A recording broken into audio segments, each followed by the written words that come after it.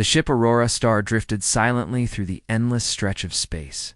Its small human crew had been on a long mission of exploration near the uncharted edge of the Orion Belt. For weeks they had scanned empty regions of dust and broken asteroids without finding anything of value. Spirits were low, and energy was running short. Then one quiet shift. The radar screen flickered and picked up a faint signal from a nearby sector.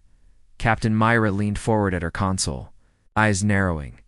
The signal was weak but steady, like a heartbeat that refused to fade. She ordered the pilot to change course. The ship turned and moved through a thin mist of cosmic light until something dark appeared ahead. It was a massive vessel, old and broken, its surface covered with strange blue marks that glowed faintly in the dark. The crew stared in awe. None of them had seen anything like it before. The alien ship looked ancient, built from materials unknown to human science. Pieces of it floated nearby, torn apart by what looked like explosions, or maybe something even worse. The silence around it felt heavy, as if the air itself carried memories of fear. RIN. Ow. The youngest engineer on the team leaned toward the window. He spoke softly, saying it was still giving off a small power signature. That meant something inside was still alive, or at least still working. The captain thought for a moment and gave a simple order. They would board the vessel. Their shuttle moved across the dark space and landed on the surface of the alien ship. The metal beneath them was rough and cold, marked by burns and deep scratches. They entered through a half-open airlock, light beams cutting through clouds of dust that floated like ghosts in zero gravity. Inside, the walls were covered with tall, curved symbols that shimmered when touched by light. The air was thin and dry. The deeper they went, the more the ship looked like a ruin. Broken machines hung from the ceiling. Empty halls stretched on forever. Then, in the middle of one corridor, the medic, a calm man named Leo, pointed his scanner toward a door that pulsed faintly. It was sealed but not completely dead. The life signs came from beyond it. Mira gave a nod, and Rin used his tools to open the old panel. Sparks flew, and the door slid open with a heavy groan. What they saw inside made everyone stop in silence. The room was circular and filled with strange energy lines running across the floor and walls. At its center stood a tall figure bound by bright energy chains. She was clearly not human. Her skin had a soft silver tone that reflected light like liquid metal. Her hair floated around her as if she were underwater, glowing faintly with blue light. The chains that held her pulsed in rhythm with her heartbeat. For a long moment, no one spoke. She looked fragile and calm, yet the power that surrounded her felt strong enough to break the room apart. Rin stepped closer, eyes wide with curiosity.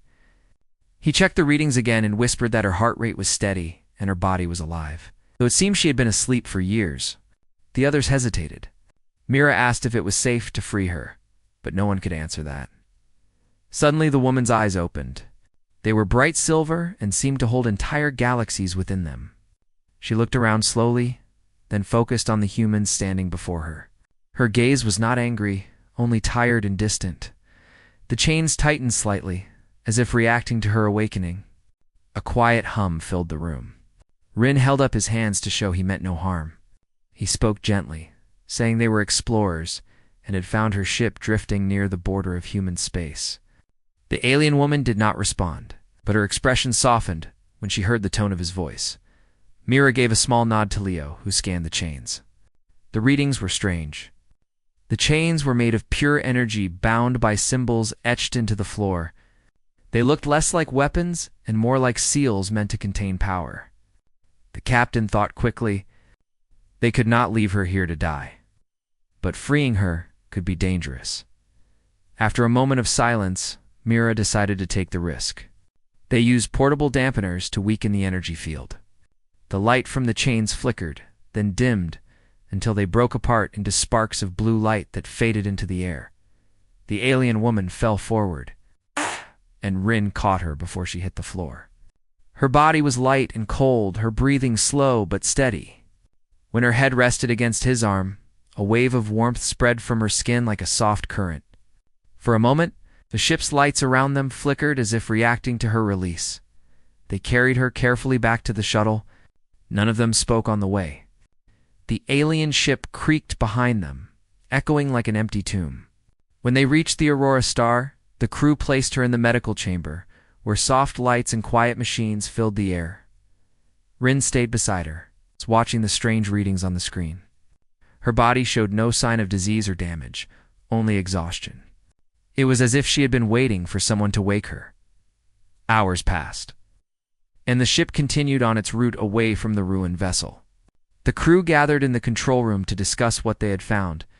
Mira listened carefully to every opinion. Some said she might be dangerous. Others believed she was a victim who needed help. Rin was sure she was harmless. He said her eyes did not hold hate. While they talked, the alien woman began to stir. The medical lights shifted color, signaling movement. Rin hurried to her side and saw her open her eyes again. She looked around the chamber, then at the young engineer standing beside her. For a long moment neither spoke. She sat up slowly, her movements smooth and graceful. Rin stepped back, unsure what to do. She studied her own hands as if seeing them for the first time, then looked at the people gathered around her. Mira entered the room, offering a calm smile. She asked who the woman was and if she could understand their language. The alien blinked and tilted her head, clearly trying to process the sounds. Then she touched the small translation device near her bed. The machine began to hum softly. After a few seconds, she spoke her first word. Home, her voice was soft and melodic, filled with emotion, even though she spoke only one word. Mira exchanged a quick look with Rin and asked where her home was. The alien hesitated, then lowered her eyes. She did not answer. Later that night, while the others rested, Rin stayed near the observation window, watching the stars drift by. He heard footsteps and turned to see the alien woman standing beside him. She moved quietly, almost weightless. He asked if she was feeling better. She nodded but still said nothing. For a moment they stood together in silence, staring at the endless dark space outside.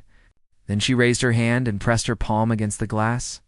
The stars reflected in her silver eyes, and for a second the window lit up faintly under her touch. Rin was amazed. He asked how she did that, but she only smiled slightly. Then she pointed at the stars and whispered one word in her own language. The translator tried to interpret it, but the meaning came out unclear. Something between memory and freedom. When Rin told Mira what happened, the captain listened with interest. She began to think that the woman might have great knowledge or technology unknown to humans. But what mattered more to Rin was the feeling he sensed from her, a strange mix of sadness and hope. As the days passed, the alien woman remained quiet but alert. She walked slowly through the corridors, watching everything with deep curiosity. She learned how to use the communication panels and even helped fix a small power relay when it failed. The crew noticed her quick understanding, though she never explained how she knew things about their ship. At night, Rin often found her sitting by the window again. Once he asked why she had been chained. She did not answer directly, but said softly that sometimes freedom frightens those who live without it. He did not fully understand her words. He felt they carried deep pain. The more time she spent with the crew, the more she seemed to relax. Her presence brought a calm feeling to the ship. The crew began to trust her even though they still did not know her name. Then one morning, when the ship passed near a quiet moon, she finally spoke to Mira clearly through the translator. She said her name was Luma. The sound of it was light and gentle, fitting her calm nature from that day forward. Everyone called her Luma. The name echoed softly through the halls of the ship, as if it had always belonged there. But even as Luma began to adjust, strange energy readings started to appear on the scanners. The crew noticed small fluctuations in power every time she walked near the engine room. No one mentioned it out loud, but they all wondered the same thing. Who was Luma really? And why did she still look toward the stars with that distant, searching gaze? The crew did not yet know that freeing her had already changed the path of their lives forever. The Aurora Star moved steadily through the quiet void of space. Luma had begun to explore the ship in her own way. She walked along the corridors with careful steps, touching the walls and consoles as if trying to remember things she had long forgotten.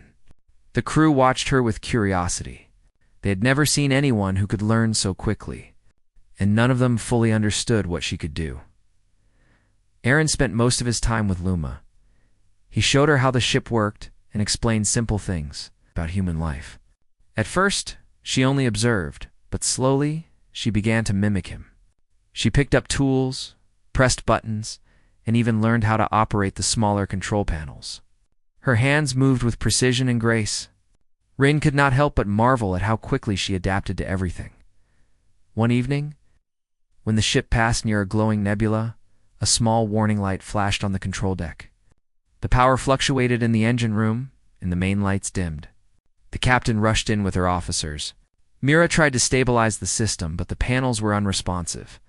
Luma stepped forward quietly. She placed her hands on the main console. At first nothing happened, but then soft blue light began to glow from her fingertips. The lights in the control deck returned fully, the engines hummed steadily, and the warning lights disappeared. Everyone stared at her in amazement. Mira approached carefully, asking how she had done it. Luma looked at the console, then at the captain, and shook her head slightly. She did not explain. Her silver eyes reflected the lights, showing something deep and ancient. Rin thought he saw a smile, small but real. After the event, the crew began to respect her more, though some were still cautious. Luma never used her abilities for entertainment or attention. She only acted when necessary, and her presence was quiet yet powerful. The younger crew members felt safe around her, and even the most skeptical officers began to trust her judgment. Despite her growing comfort, Luma remained silent about her past. She rarely spoke, but she watched everything with interest. She observed the routines of the crew, learning about human emotions, habits, and interactions. Sometimes she would follow Rin into the observation deck. They would stand side by side, staring at the stars. And Rin would speak quietly about the planets, comets, and distant galaxies. Luma listened, her expression thoughtful, as if she were remembering something she could not name. One night, Rin asked her why she stayed on the ship instead of leaving. Luma turned her gaze to him, her eyes reflecting the dim light of the stars. She said softly that the universe was vast and full of unknown dangers. Freedom could be frightening, even for those who had been trapped. Rin did not fully understand her words, but he nodded, sensing that her silence carried wisdom beyond human knowledge. The crew also noticed small but remarkable things about Luma. She could sense minor malfunctions before they happened, and could predict solar flares and cosmic storms with surprising accuracy. The ship's system seemed to respond to her presence. Some of the older crew members whispered that she was like a guardian spirit, though no one said it aloud. Despite her abilities, Luma showed kindness in simple ways. She helped the medic with his work, observing patients with careful attention. She brought warmth to the corridors, and her calm presence reduced tension among the crew during long days of travel. Rin often caught her smiling quietly when humans shared small acts of friendship, like offering food or showing concern for one another. Luma's curiosity was not limited to technology or the ship. She began to ask questions about human culture. Rin explained simple things about art, music, and stories. One evening, he played a recording of an old human song. Luma listened quietly, then tilted her head, absorbing every sound. She hummed softly, producing a sound that matched the melody but in a tone entirely her own. It was strange, beautiful, and impossible to describe.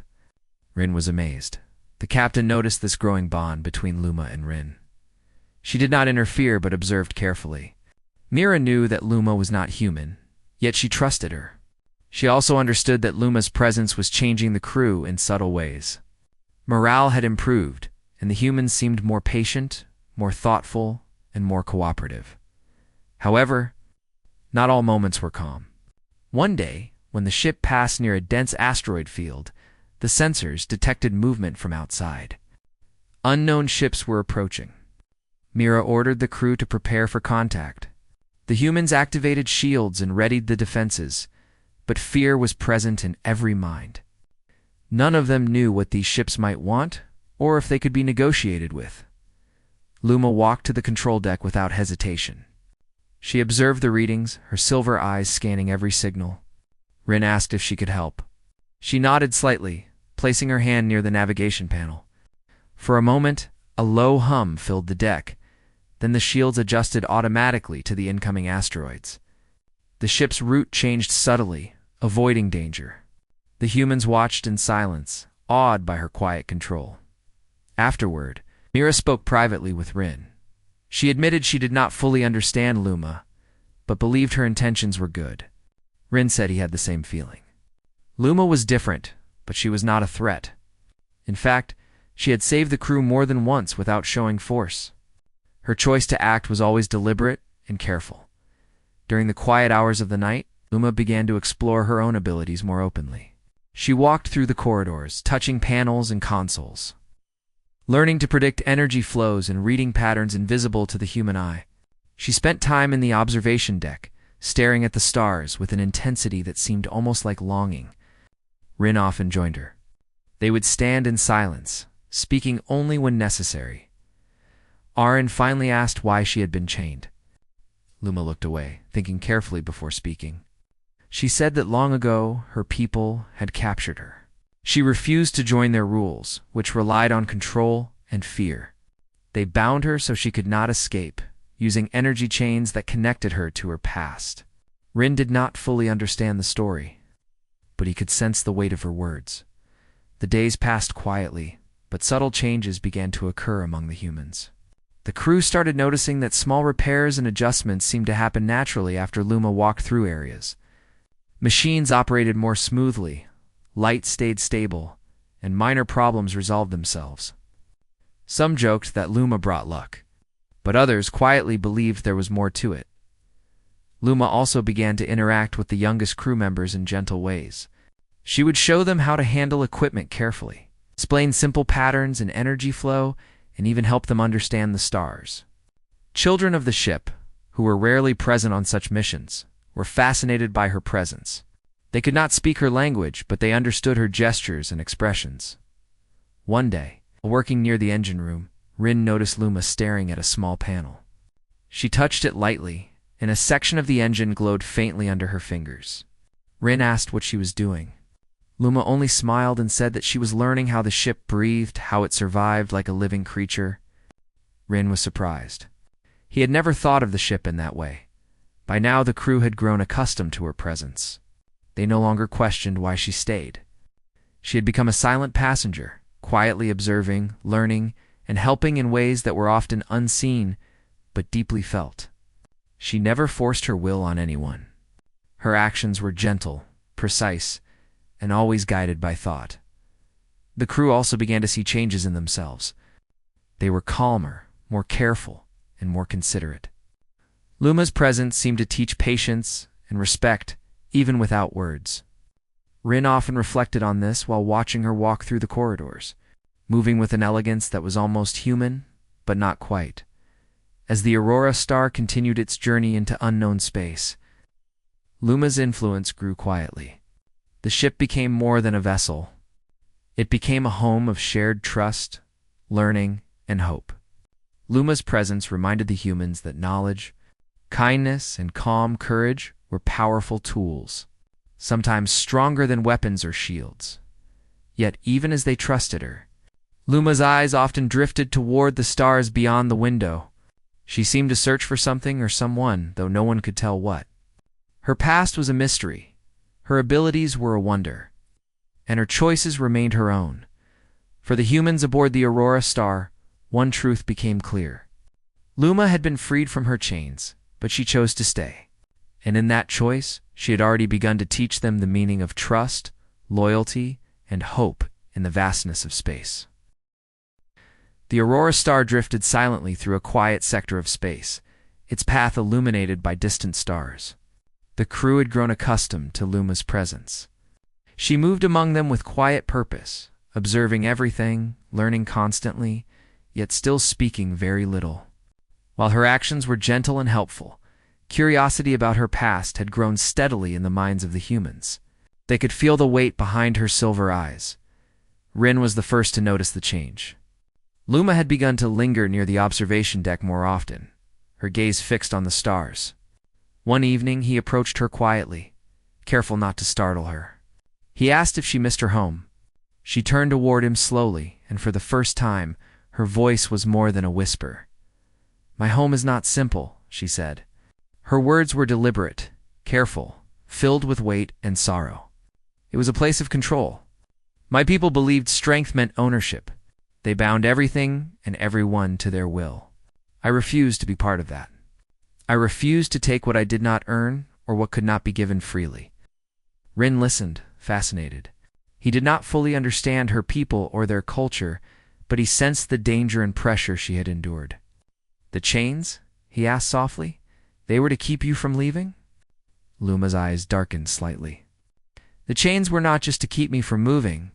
They were to keep me hidden, to keep my power contained. If I were free, I could have changed everything." My people feared change more than anything else. The captain, Myra, had joined them quietly, hearing Luma's explanation.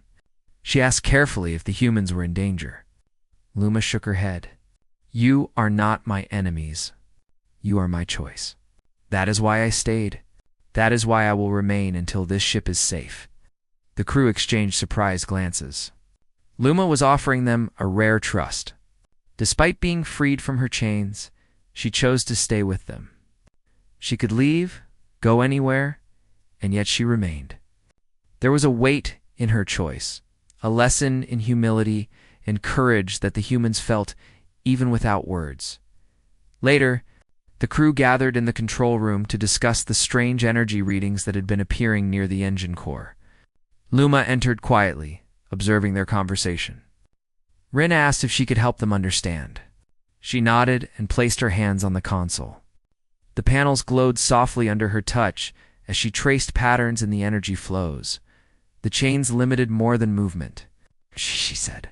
They limited my understanding. My people bound knowledge and power together. I learned slowly, step by step. "You have given me a chance to learn freely." Her words created a silence among the crew. They realized that freeing her had not just been an act of compassion. It had unlocked a mind capable of vast understanding. She was learning from them, but in turn, they were learning from her. One afternoon, while repairing a minor power relay, Luma spoke again. "Your machines are clever, but they are not alive. They respond to patterns and logic. I am different. I sense energy, the life of the ship, the flow of this vessel. It is a living thing, and it responds when treated with care and respect."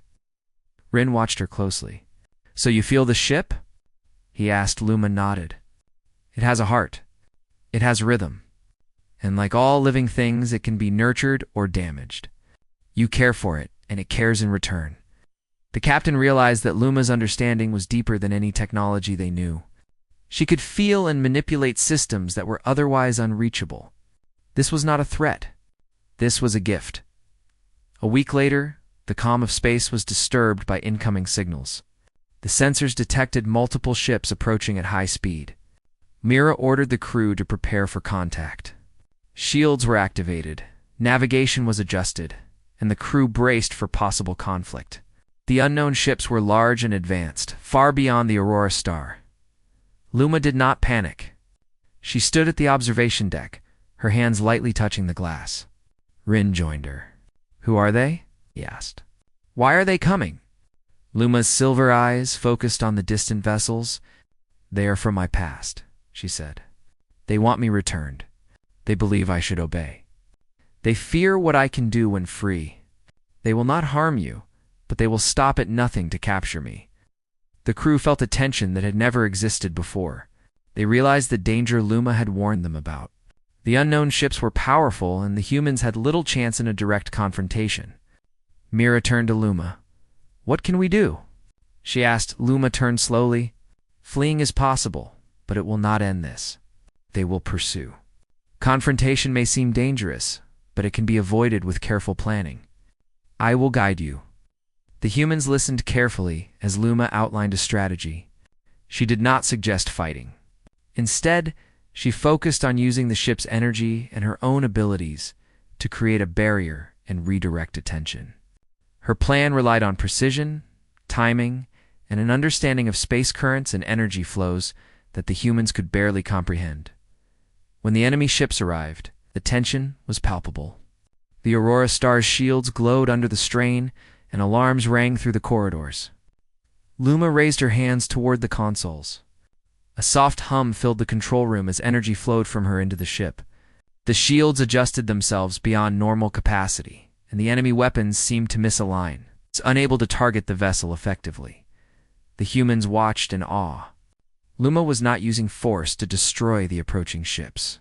She was controlling energy, creating a careful balance that protected them without harming anyone. Her calm and deliberate actions were unlike anything they had ever witnessed. Once the threat had passed, Luma turned to the crew. "This is why I was chained," she said quietly.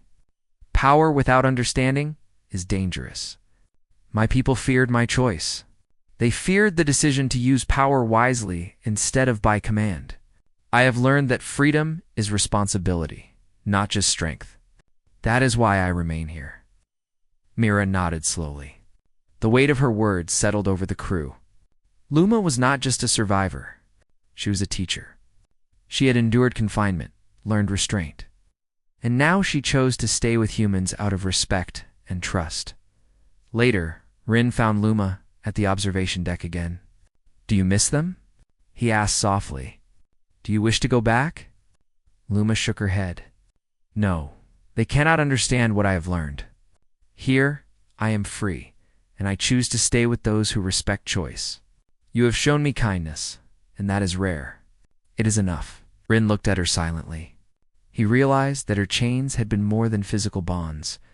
They had been expectations, fear, and rules meant to control her spirit. She had escaped all of them, yet she chose not to leave. Her choice was deliberate, and it was extraordinary. Over the following days, the crew began to notice small changes in Luma's behavior. She smiled more often, though still quietly. She walked among the crew freely, offering guidance on technical issues and energy management. Her presence became a calming influence.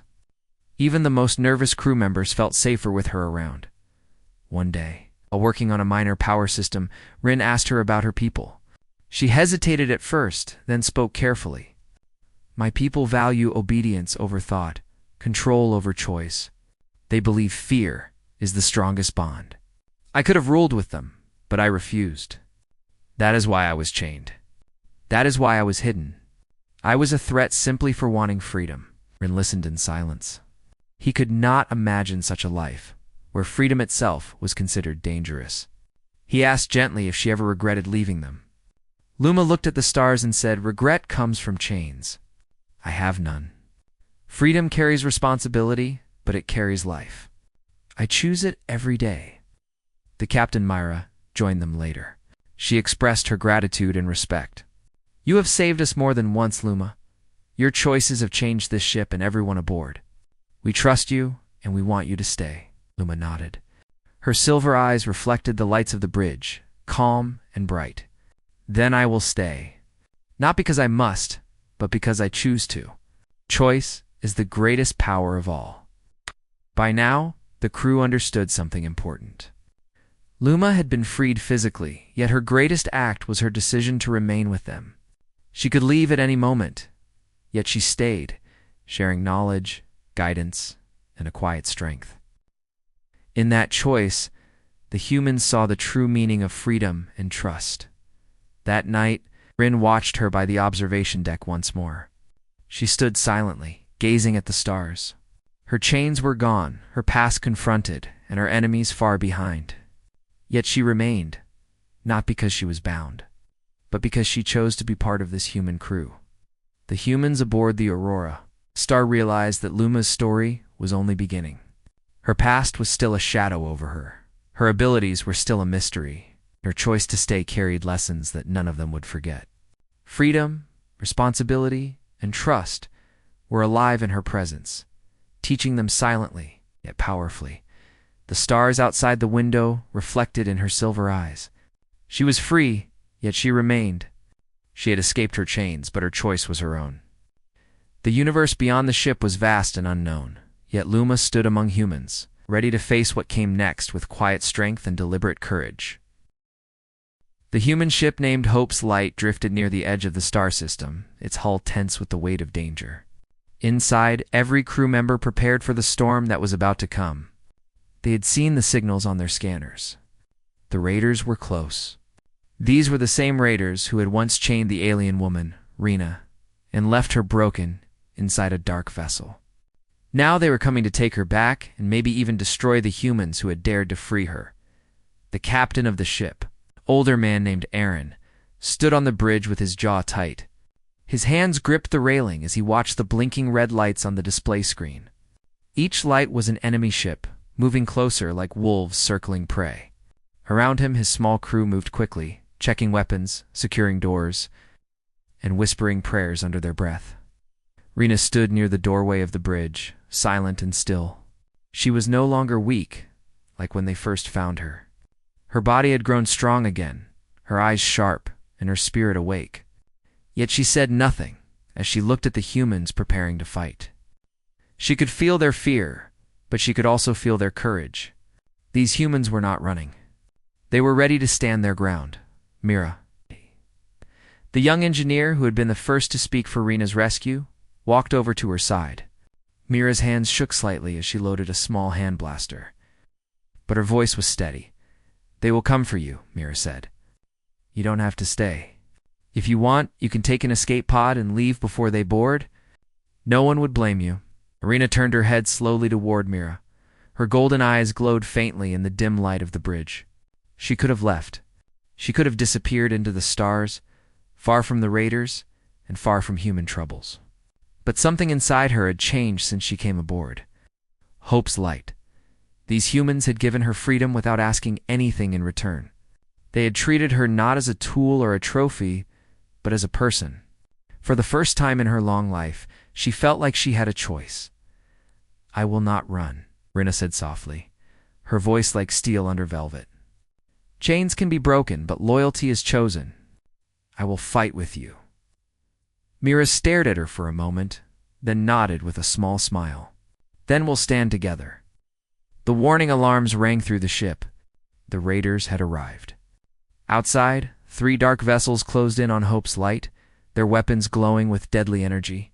The human ship shook as the first blast struck its shields. Sparks danced across the bridge and the lights flickered. "Brace for impact," Captain Aaron called. "All hands to stations." "This is it." The crew ran to their posts. Soldiers readied rifles. Engineers rushed to reinforce power lines. Medical staff prepared for the wounded. And in the heart of it all stood Rena, no longer a prisoner, but a warrior ready to face the ghosts of her past. The raiders fired again, and the human ship groaned. Then metal claws reached out as boarding pods smashed against the hull. The sound of grinding steel echoed through the corridors as the raiders forced their way in. The first fight began near the cargo bay. Dozens of armored raiders poured in, their weapons flashing. Human defenders met them with gunfire, but they were outnumbered. The sound of battle filled the air shouts, blasts, and the clash of steel. Rena moved through the smoke like a shadow. She had no weapon in her hands, but she did not need one. When the first raider raised his blade at Mira, Rena's hand shot out. With a speed too fast for human eyes, she seized the weapon and snapped it in half. The raider staggered back in shock, but he never had the chance to strike again. Rena's strength sent him flying into the wall, conscious. The humans looked at her with wide eyes, but there was no time for words. More raiders rushed forward. Rena moved like a storm, blocking, striking, and breaking through their lines. Her body carried scars from years of chains, but now those same scars burned with a fierce power. Mira stayed at her side, firing her blaster at any raider who tried to flank them. Together, human and alien stood back to back, protecting each other as the battle spread through the corridors. The raiders were cruel and relentless. They shouted in their harsh tongue, calling for Rena to be taken alive. She heard their voices, and memories of her captivity flashed through her mind. Chains around her wrists, darkness without end, the cold laughter of her captors. For a heartbeat, her breath caught in her chest. But then she looked at Mira, at the crew of Hope's Light fighting with everything they had, and her fear turned into fire. This time, Rena whispered, "I am not your prisoner." With a roar that shook the corridor, she hurled herself into the enemy. Her hands became weapons, her strikes breaking armor and scattering raiders like dry leaves in a storm. The humans followed her lead, their courage rising at the sight of her strength. They fought harder, their fear turning into defiance. The battle raged across the ship. The bridge shook as another enemy blast struck the shields. Aaron barked orders, trying to keep the systems alive. In the medical bay, doctors struggled to save the wounded while the sound of fighting grew closer. Everywhere the humans resisted. Everywhere Rena fought at their side. Hours seemed to pass in minutes. Smoke filled the air, and the walls of the ship bore deep scars. The raiders pressed hard, but they had not expected such fierce resistance from a single human vessel. And they had not expected Rena. In the final clash near the engine room, the raider leader himself appeared. He was a towering figure in black armor, his voice deep and cruel. He carried the same chain that had once bound Rena's wrists, as if to remind her of what she had been. "You belong to us," he growled, swinging the chain like a weapon. "Come back, or I will burn this ship and everyone on it." The crew held their breath.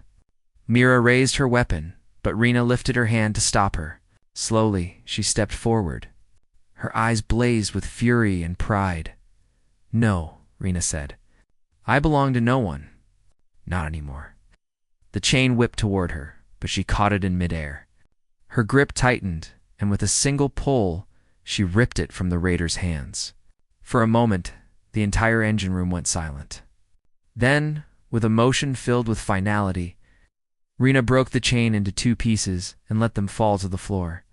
The raider leader roared in rage and attacked. But this time, Rena met him with the full force of her strength. Their fight shook the walls, sparks raining down as steel clashed against bone. At last, with one final strike, Rena drove him back and sent him crashing to the ground. The humans raised their voices in triumph as the remaining raiders fled to their ships, their will broken. The enemy vessels pulled away, vanishing into the darkness of space. Hope's light floated in silence, battered but alive. The crew began to cheer, their voices filling the ship with relief. Rena stood among them, her chest rising and falling with heavy breaths. The chain pieces still lay at her feet, symbols of the life she had left behind. Mira walked to her side, smiling through the dirt and smoke on her face. "You could have left," Mira said softly, "but you stayed." Rena looked at her, then at the humans around her. They were tired, wounded, and small compared to the great powers of the galaxy. Yet they had stood for her, fought for her, and never once treated her as less than one of them. "I stayed," Rena said, her voice steady, "because you gave me something greater than freedom. You gave me a home worth fighting for." And with those words, she turned to face the stars through the broken window of the engine room. No longer a prisoner of her past, but a warrior who had chosen her own path. The battle was over. The sound of weapons had faded. The corridors of Hope's light were filled only with the quiet hum of machines and the soft voices of the wounded. Smoke drifted through the air, and the walls bore scars from the terrible fight. Yet despite the damage, the human ship still lived. Its people still stood. Rena walked slowly through the hallway, her steps heavy but steady. Her body ached from the battle, her arms lined with fresh bruises, but her spirit felt lighter than ever before. For the first time in many years, she was not bound by chains. For the first time, she had fought not to survive for herself alone, but for something greater, as she passed through the corridors.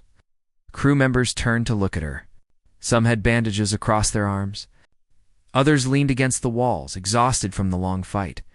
But all of them looked at Rena with the same expression, respect and gratitude.